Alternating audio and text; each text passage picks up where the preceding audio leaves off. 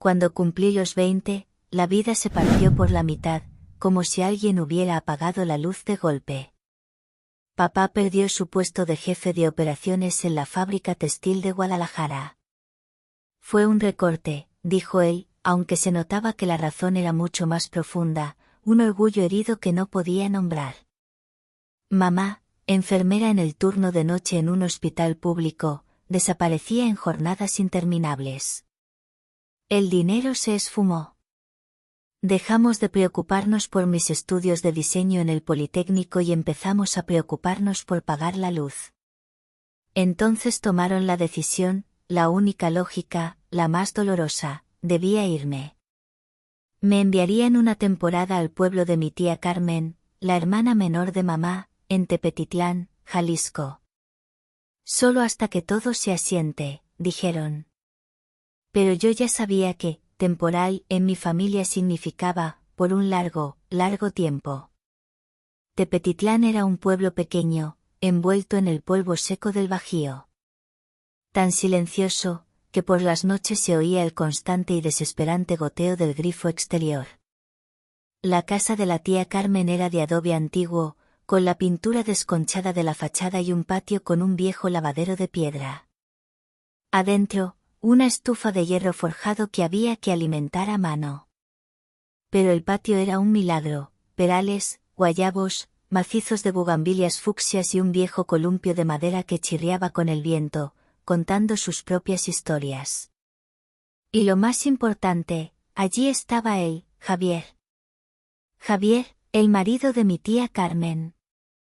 Alto, fuerte, con la barba de 3 días siempre presente y unos ojos profundos del color de la miel oscura y espesa. Él trabajaba con una empresa de logística, transportando materiales de construcción o piezas de mobiliario especializadas, y a veces, cerámica artesanal a la ciudad. Era un hombre de pocas palabras, pero no hosco. En su mirada no había el cansancio adulto al que yo estaba acostumbrada.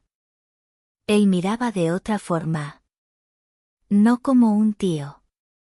Miraba como un hombre que te ve completa, que te lee sin esfuerzo.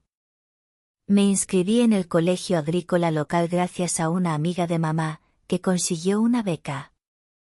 Todos los días, un ritual: levantarme a las 6, el autobús, un par de horas de clases que apenas me interesaban, el camino de vuelta, y luego la silenciosa quietud de la tarde, que a veces me daban ganas de gritar. Ayudaba a tía Carmen en el huerto, leía viejas revistas, organizaba el desván. Todo se sentía congelado, como si la vida estuviera enlatada.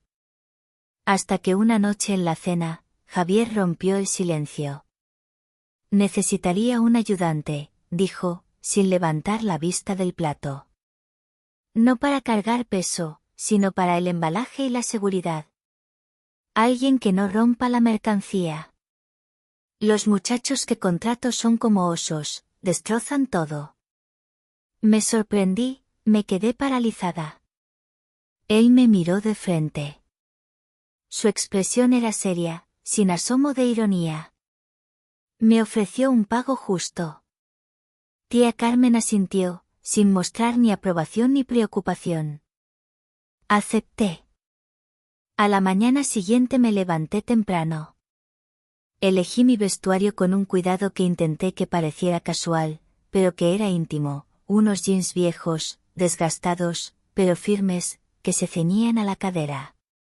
Una camisa de algodón gris, de un tejido ligeramente áspero que me gustaba sentir contra la piel. El cabello lo até en un moño sin pretensiones. ¿Maquillaje? ¿Para cargar cajas? Cuando subí a su vieja camioneta pickup, un Ford Lobo gastado pero robusto, el corazón me latía como si volviera a mi primer día de escuela. El primer encargo era en Ajijic, junto al lago de Chapala. Una pareja joven se mudaba, llevaban libros, vajillas y un cofre lleno de cerámica talavera. La casa olía a jazmín y a mar. Sentía que tocaba una vida ajena. Javier me enseñó cómo envolver el cristal correctamente, cómo asegurar las piezas de talavera para que la fragilidad no cediera ante el movimiento, y cómo usar las cuerdas para que la presión de la carga fuera perfecta. Era un arte de la contención. Eres cuidadosa, me dijo, sin mirarme. Eso es raro. Al final del día, me dio el dinero acordado. Y después, me tendió un paquete extra, envuelto en papel marrón y atado con una cuerda fina. Dentro había un top de lino sencillo, con un delicado bordado en el escote, y unos shorts de mezclilla que apenas llegaban a la mitad de mi muslo, con incrustaciones de tela estampada en los bordes. Me quedé helada. Él solo sonrió levemente. Solo gracias. Estuviste genial hoy. Balbuceé un gracias, pero por dentro ya estaba temblando. Algo estaba empezando. Algo aún informe, sin nombre, pero sabía que sería difícil. Con cada salida nos acercamos. Él bromeaba más, yo me reía más. No hablábamos de cosas personales, sino de frases cortas que lanzaba al aire. ¿Te gustan las guayabas? ¿O nunca has pensado en irte de este pueblo? Yo no respondía enseguida. Me sorprendía a mí misma esperando esos momentos, queriendo gustarle, usando esos shorts de mezclilla, que ahora eran nuevos, no solo porque hacía calor. Una tarde, me tocó la puerta de mi habitación. En la mano, un paquete pequeño. Dentro, una delicada cadena dorada con un minúsculo colgante de estrella. Solo no le digas a Carmen, me dijo en voz baja, con sus ojos color miel profundos. Es solo entre tú y yo. Punto. La cadena reposó en mi palma, sintiéndose más pesada que el oro. No dormí en toda la noche. Por primera vez, sentí que había entrado en el juego de alguien, sin saber las reglas, pero ya había hecho el movimiento más importante. El secreto había comenzado. Desde el momento en que Javier me entregó aquella cadenita dorada con la pequeña estrella, sentí que la vida no solo se había partido, sino que se había inclinado. Ya no era solo timidez o nerviosismo. Una sensación extraña, aguda y dulce se había instalado en mi cuerpo, como si hubiera entrado en un juego cuyas reglas desconocía, pero en el que ya había hecho un movimiento irrevocable. El secreto era un peso delicioso que solo yo cargaba. A partir de entonces, su táctica pareció cambiar. Hablaba menos, pero su mirada se volvió más constante, más profunda. Dejó de ser el hombre silencioso para ser un observador implacable. A veces, su palma se demoraba un poco más en mi espalda cuando me ayudaba con un paquete envuelto en papel craft o con una caja pesada de herramientas. Otras veces, su mirada se fijaba en mis rodillas o en el borde de mis shorts de mezclilla, cuando me sentaba exhausta en la cabina de la camioneta. Me volví adicta a esa atención sutil. Un martes de julio, al volver del colegio, encontré algo en el alféizar de mi ventana. Era una botellita de perfume, un frasco delgado y frío, con una etiqueta verde y una inscripción en francés que no entendí. El aroma era inusual, fresco, ligeramente especiado, con un toque de humedad y musgo, como el aire después de una lluvia en el bosque. Adjunta había una nota manuscrita, en la muñeca. Solo en la muñeca. A nadie le digas. Punto. Empecé a usarlo. Al principio, por obligación, luego por una necesidad ritual. Ese olor se convirtió en algo íntimo, tan secreto como la cadena de estrella. Era como si me activara en un espacio que solo existía para nosotros dos. El perfume, aplicado solo en ese punto de pulso, me hacía consciente de mi propia piel, de la delicadeza de mi hueso bajo la rigidez de mis brazaletes de cuero. El día que fuimos a Puerto Vallarta a recoger un cargamento de muebles antiguos de madera de parota, el aire estaba denso y cálido. Me vestí con una deliberación silenciosa. Elegí un vestido de lino en color blanco roto, que se sentía ligero y fresco, pero cuya tela, aunque sencilla, no necesitaba nada debajo para ser elegante. Llevaba unas sandalias planas de cuero natural y un cinturón fino de piel que marcaba la cintura. Había dejado el cabello suelto, aunque varias mechas rebeldes se escapaban hacia mi cuello. Sabía que con ese lino, mi figura estaba subrayada, no ocultada. Javier lo notó de inmediato. «Pareces recién salida de una postal», murmuró, casi sin mirarme. El viaje fue de silencio denso. El encargo en el puerto resultó ser complejo, pesados muebles tallados, grandes lámparas de hierro y cajas repletas de piezas de bronce. Yo trabajaba con concentración, envolviendo cada objeto en papel y cartón, adaptándome a su ritmo. En un momento dado, mientras asegurábamos un cofre particularmente grande, él me tomó de la muñeca para indicarme cómo debía sujetar la cuerda. Sus dedos se demoraron en mi piel justo en el lugar donde llevaba el perfume. Sentí que aspiraba el aroma. No dijo nada, pero no soltó mi mano de inmediato. Simplemente la sostuvo, una presión fuerte y protectora que era más elocuente que cualquier palabra. En el camino de vuelta, tomó un desvío inesperado. «Vamos por mascota», dijo, lanzando la frase al aire.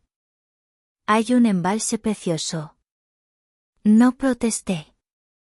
Detuvimos la camioneta a un lado del embalse, lejos de cualquier otra persona. El agua estaba quieta, lisa como un espejo. Me quité las sandalias y caminé por la orilla de arena gruesa. Él salió, encendió un cigarrillo. Después de minutos de silencio absoluto, dijo en voz baja. «Sabes, eres como una sombra en el agua. Apareces, y todo se vuelve distinto. Ya no sé cómo pararlo». Yo no supe qué contestar. Me quedé descalza en la arena, con las manos detrás de la espalda, sintiendo la suavidad del lino contra mi piel. Se acercó. No nos tocamos. Solo estábamos allí, y el aire entre nosotros temblaba. Entonces, extendió una mano y rozó mi hombro expuesto, donde la tela de lino caía. Fue un roce leve, apenas una caricia, pero sentí que me atravesaba. «Eres adulta», dijo, su voz profunda y segura. «Y lo entiendes todo, Ana». Me estremecí al escuchar mi nombre, pronunciado tan lento y con tanta convicción. Me di media vuelta. Dije que debíamos irnos. Él entendió al instante. Volvimos a casa en absoluto silencio, roto solo por el sonido del motor. Esa noche, usé la cadena. Solté mi cabello y puse música en los auriculares, aunque no la encendí. Era solo para crear una barrera. Me miré al espejo. La figura que él había visto en lino no era la misma de antes. Yo estaba en un estado de fricción constante, entre el sí y el nunca. Pronto, empezó a llevarme más a menudo, incluso cuando no era estrictamente necesario. Recogíamos pintura, entregábamos pequeñas cargas, movíamos tablones. Me compraba agua fresca, me decía que con mi presencia el trabajo era más fácil. Y yo me volví más consciente de los detalles. Empecé a usar pantalones de mezclilla ajustados, me arreglaba el cabello, me giraba hacia él justo en el momento en que sabía que estaba mirando. Un día, subíamos por una escalera vieja en una casa antigua. Yo llevaba una blusa de algodón fino, casi transparente bajo la luz. Cuando me ayudó a levantar una caja, sus dedos se deslizaron intencionalmente sobre mi cintura. Fue demasiado lento para ser un accidente. Demasiado cuidado. Cuando bajamos, no mencionó nada, solo me dio una botella de agua fría. Y de nuevo, sus dedos rozaron los míos, como si no quisiera. A partir de esa tarde, mi cuerpo comenzó a temblar en su presencia. Mis rodillas se doblaban mientras lo esperaba por la mañana. Mi piel memorizaba donde me había mirado, donde me había tocado. No era miedo, era anticipación. Y junto con la anticipación, venía la vergüenza de desear una continuación. Ya no era solo un secreto, era una dependencia.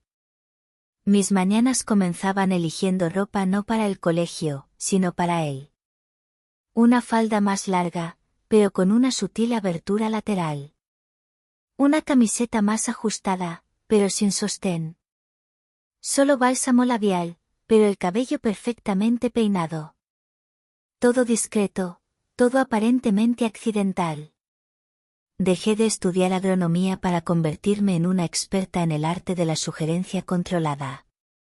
Javier empezó a llamarme incluso cuando podía manejar la carga solo. Una entrega, 2, y luego diligencias en la ciudad. Éramos socios, sabía yo, pero no se trataba de muebles, se trataba de algo táctil, como el choque eléctrico de un roce casual. A medida que el verano se extinguía en el Bajío, Javier intensificó las salidas, y mi vida se centró en la anticipación. Ya no jugaba a la casualidad. Yo sabía cuando me miraba, y sentía que él estaba esperando. Yo ya no quería esperar. Llegó el otoño. Las mañanas eran frías y yo me vestía con capas. Debajo del abrigo, llevaba vestidos de lana gruesa, medias tupidas.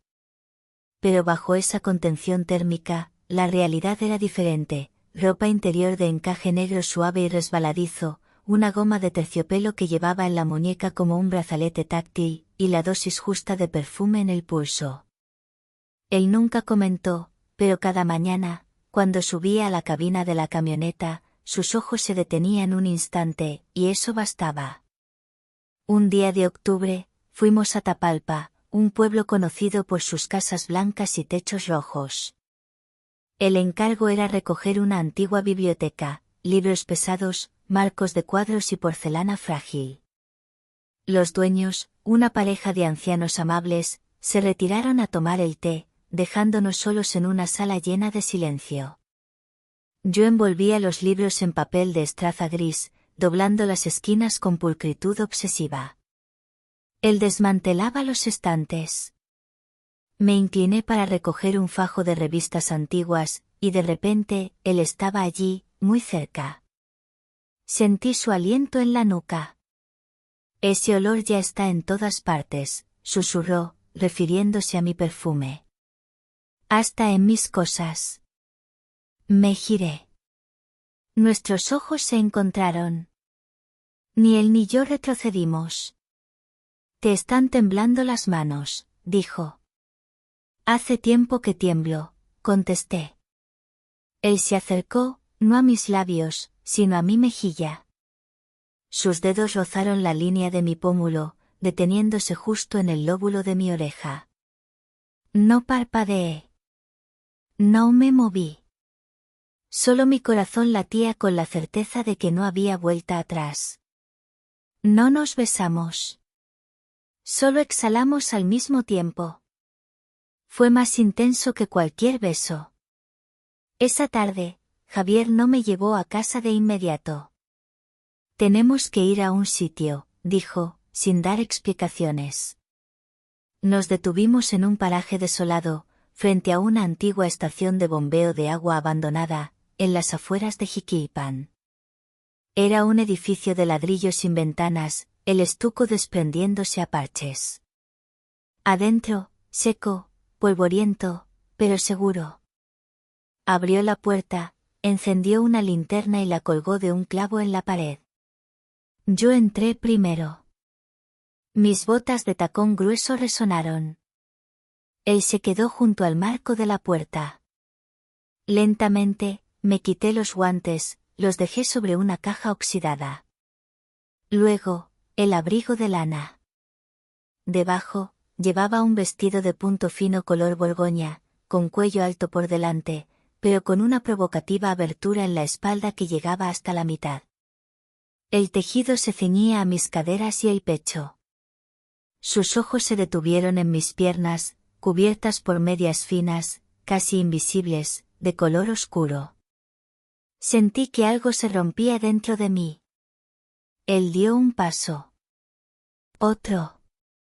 Finalmente, me tomó las manos y las puso sobre su pecho. No quiero perderte, dijo. Pero me estoy perdiendo a mí mismo. No respondí. Simplemente levanté su palma y la coloqué sobre mi muñeca perfumada. Él deslizó un dedo por el pulso, luego por mi cuello, la clavícula. Sus manos estaban calientes, pero precisas. Sabía dónde tocar para no asustar, pero para hacerme temblar. No arrancó mi ropa. Al contrario, con una lentitud y un cuidado casi reverencial, desató el cinturón de mi vestido y acarició la tela a través de ella, debajo de ella.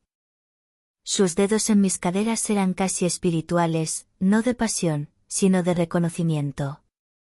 Me besó el cuello, detrás de la oreja, el hombro. Susurró, como si temiera romper algo sagrado.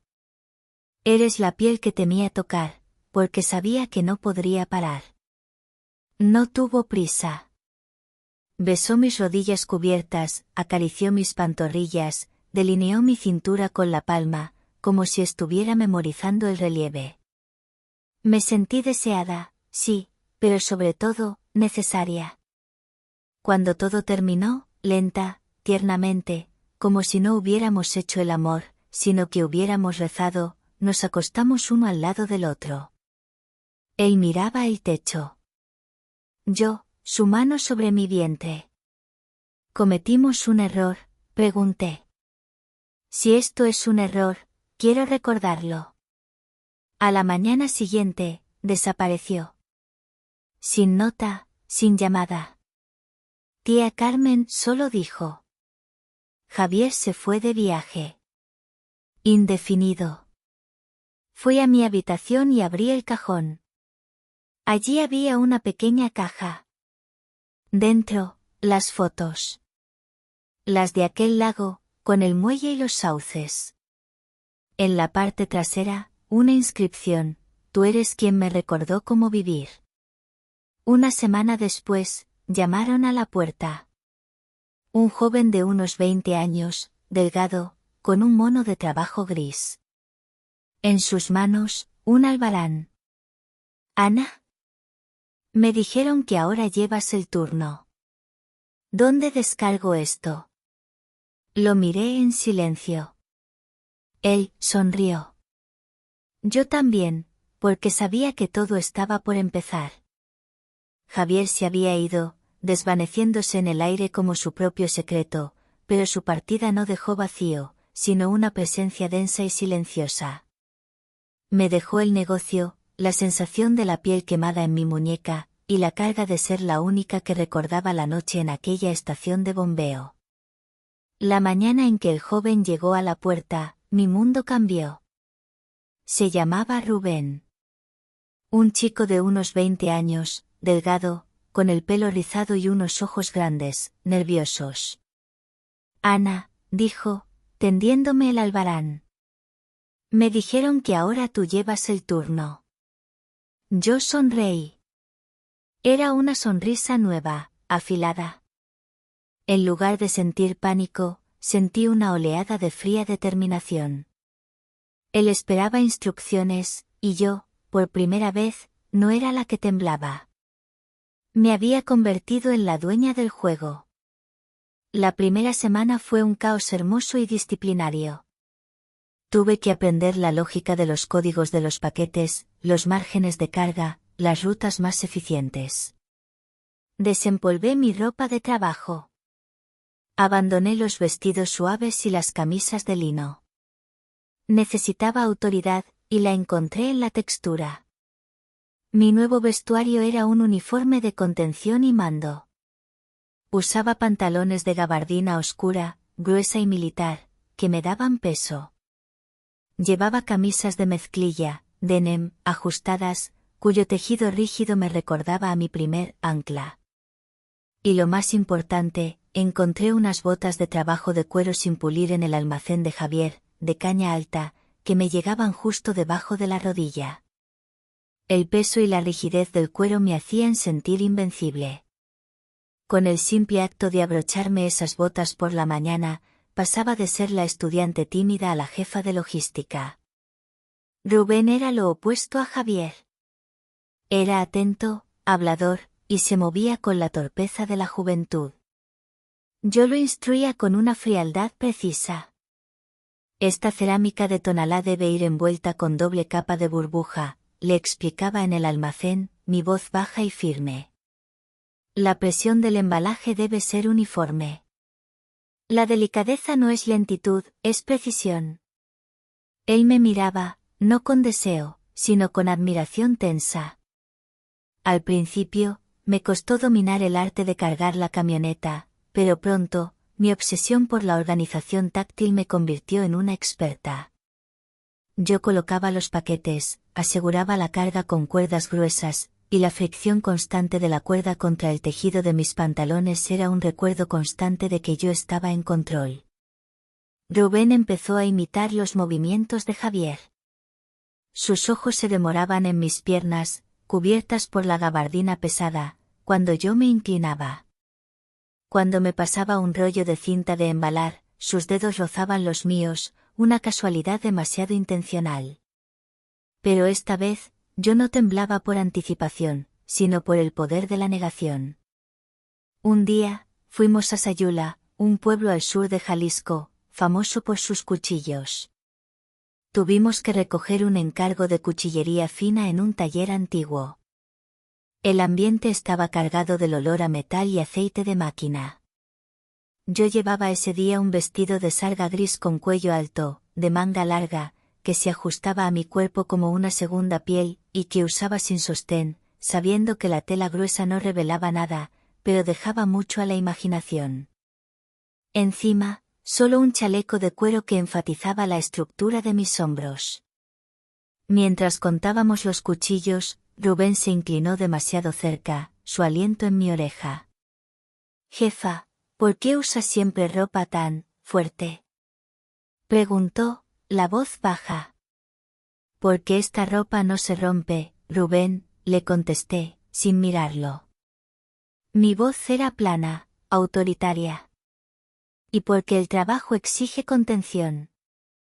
No te distraigas». Él se retiró, avergonzado. Yo sentí un golpe de adrenalina.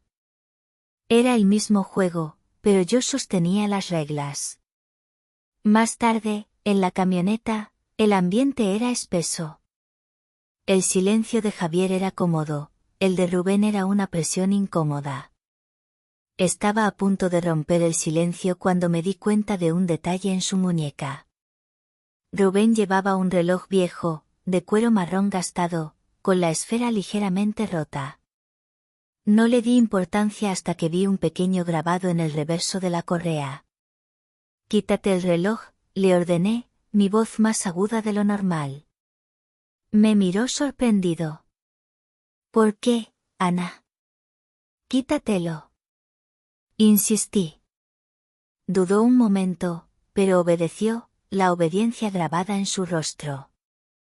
Lo tomé en mis manos. El cuero era suave, maleable.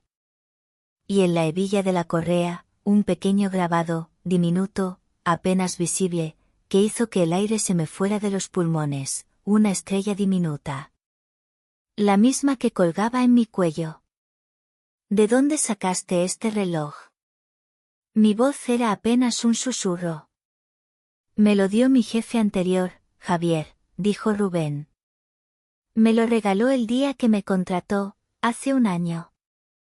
Dijo que me traería suerte». «¿Pasa algo?». Yo no respondí. Solo apreté el reloj, sintiendo la suavidad gastada del cuero contra la palma de mi mano. Javier no solo se había ido, había dejado pistas sensoriales. El reloj no era un regalo de buena suerte, era una extensión de su cuerpo, un ancla que él había dejado con un sustituto, un mensaje para mí. Esa noche, no fui a mi habitación. Fui al viejo almacén donde guardábamos el equipo de carga. Olía a madera de pino, aceite de máquina y polvo seco. Me senté en una pila de sacos de arpillera áspera, y sentí el raspar del tejido contra mis piernas cubiertas por la gabardina. Saqué el reloj de Rubén, lo miré. Luego, toqué mi propia cadena de estrella. Javier había estado aquí. Había planeado todo. ¿Pero por qué? Mientras sostenía el reloj, mis dedos se tropezaron con algo duro, escondido debajo de un saco de lona. Era un pequeño objeto envuelto en una tela de seda fina y amarillenta, una textura completamente ajena a la brusquedad del almacén. Lo desenvolvimos. Era una llave de bronce antigua, pesada y grande. Adjunta a la llave, una nota, escrita con la letra de Javier, pero en un papel que olía débilmente al perfume de musgo y humedad que me había regalado. El mensaje era de solo 2 palabras. La estación. Sostuve la llave de bronce antigua, pesada y fría, en mi mano. La textura resbaladiza y ajena de la seda amarillenta contrastaba con la rugosidad áspera de los sacos de arpillera donde estaba sentada. El mensaje de Javier era claro, la estación. La misma estación de bombeo donde todo se había consumado y donde él se había evaporado. Mi cuerpo reaccionó con una frialdad calculadora. No hubo debate, solo la necesidad instintiva de obedecer la última voluntad de mi maestro y amante. Al día siguiente, le mentí a tía Carmen sobre un encargo urgente en Los Reyes. Me vestí con una precisión casi religiosa. Dejé a un lado el uniforme de trabajo. Esta vez, la vestimenta no era para el control, sino para la revelación. Elegí un vestido de punto de lana fino de color gris perla, con cuello cisne y mangas largas, que se ajustaba a mi figura con una delicadeza engañosa. Era un tejido que, aunque parecía abrigador, no dejaba espacio para el misterio. Bajo él, no llevaba absolutamente nada, salvo unas medias tupidas, de color negro mate, que se extendían hasta la mitad del muslo, actuando como una segunda piel. Me puse las botas altas de cuero rígido que tanto me gustaban, sintiendo la disciplina del material en mis pantorrillas. Apliqué el perfume de musgo y humedad únicamente en mis pulsos, convirtiendo el aroma en mi propia firma. Fingí un dolor de cabeza y le pedí a Rubén que se encargara de la ruta de la mañana. Me dirigí a la vieja estación de bombeo en la camioneta, sintiendo la tensión electrizante que emanaba de mi ropa. Sabía que cada pliegue, cada ajuste del vestido, era un acto de fe. Al llegar, el edificio era exactamente como lo recordaba, abandonado, silencioso, con el sol de la tarde proyectando sombras alargadas sobre la fachada desconchada. No había nadie. Entré al almacén principal. El aire olía a óxido y polvo. Me acerqué al rincón donde habíamos estado la última vez, donde Javier se había rendido. La linterna que había colgado seguía allí, apagada. Pasé la mano por la pared de ladrillo, buscando. Y entonces, mis dedos se detuvieron en una grieta casi invisible, oculta por un cúmulo de lona vieja. Detrás, no había un muro, sino una puerta de madera pequeña, cubierta de herrumbre. La llave de bronce encajó perfectamente en la cerradura. Al girarla, el mecanismo emitió un crujido metálico gutural. Empujé la puerta y una ráfaga de aire frío, con un aroma a humedad mineral y piedra mojada, me golpeó el rostro. Era un túnel. Oscuro, estrecho, descendiendo. Tomé la linterna de la pared, la encendí y comencé a bajar, sintiendo como el cuero rígido de mis botas resonaba en los peldaños de piedra irregulares. El vestido de lana se sentía ahora como una armadura inútil contra la ansiedad. El túnel se abrió en una gran sala subterránea. Era un depósito de agua antiguo, con techos abovedados y columnas de piedra. En el centro de la sala, bajo la luz débil de la linterna, había algo que me hizo jadear. No era agua. Era un laboratorio improvisado. Una mesa de madera cubierta de cuadernos llenos de diagramas que parecían alquímicos y, sobre todo, telas. Había pilas de tejidos de lana, lino, seda rústica y pieles curtidas, clasificadas por peso, rugosidad y color. A un lado, una serie de botellas de perfume, todas con la misma etiqueta verde, pero con distintas tonalidades de verde en el líquido. En el centro de la mesa, un cuaderno abierto con la letra de Javier, pero esta vez, no eran diagramas, sino un texto. Era una confesión, escrita en un tono formal y apasionado. Ana. Si estás leyendo esto, es porque has abrazado la disciplina de la necesidad. Todo fue planeado. El trabajo, el contacto, la ropa. No te elegí al azar. Eres una persona que necesita la presión, la textura y la contención para sentirse real. Yo lo supe desde el momento en que me miraste. Los densos sufren el vacío de la ligereza. Yo necesitaba anclarte a la realidad. Los perfumes eran fijadores sensoriales. El lino, la sarga, el cuero, eran herramientas para crear el roce perfecto, la fricción controlada que tu alma pide. Quería que te enamoraras del control. Quería que te enamoraras de mí como catalizador de ese control. Cerré los ojos, sintiendo un escalofrío.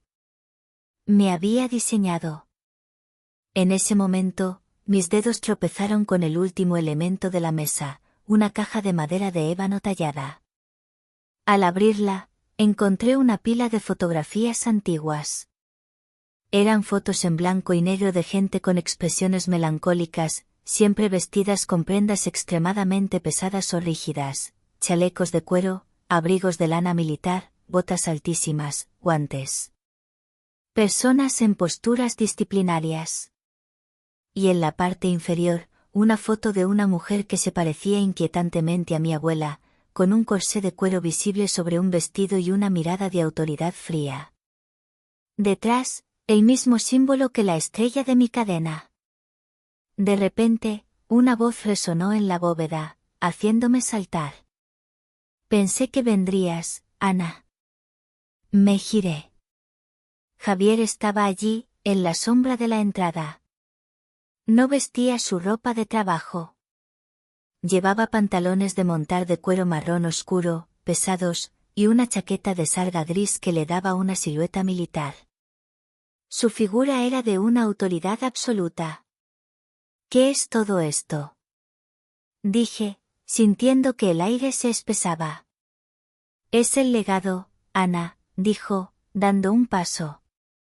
El legado de la gente que entiende la verdadera densidad del mundo. Tu familia es parte de ella. Tu abuela era una densa, como tú, y yo era su guardián. ¿Un guardián? Sí. Me contrataron para disciplinarte y anclarte a la realidad. El contrato era hasta que te enamoraras del control. Eso ya pasó. Ahora, tu sed por la presión y la textura está despierta. Pero hay un problema. Se acercó, sus botas de cuero resonando sobre el suelo de piedra. Se detuvo a centímetros de mí, inhalando mi perfume en el aire. Hay un rastreador persiguiendo a mi familia, continuó, con voz grave.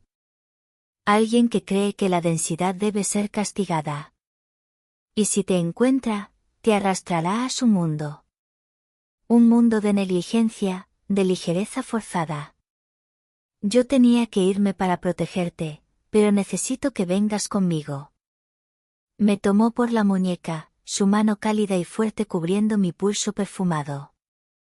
Su gesto no era tierno, sino una orden táctil. ¿Estás lista, Ana? ¿Estás lista para cambiar la ligereza por la disciplina de por vida? Yo no respondí con palabras. Simplemente moví mi muñeca lentamente dentro de su agarre, sintiendo el placer agudo de la contención que tanto había anhelado. Sí, susurré. Él sonrió, un brillo oscuro en sus ojos color miel. Soltó mi muñeca, se quitó sus guantes de cuero y los deslizó sobre mi mano. Bien. Porque ahora el juego termina, Ana. El rastreador ya está en el pueblo. Y tiene un solo objetivo, romper la densidad. Me puse los guantes. El cuero, ajustado y nuevo, me dio una sensación de poder que superaba el miedo. Miré el túnel oscuro. Y nos dirigimos a la sombra, dejando atrás la luz.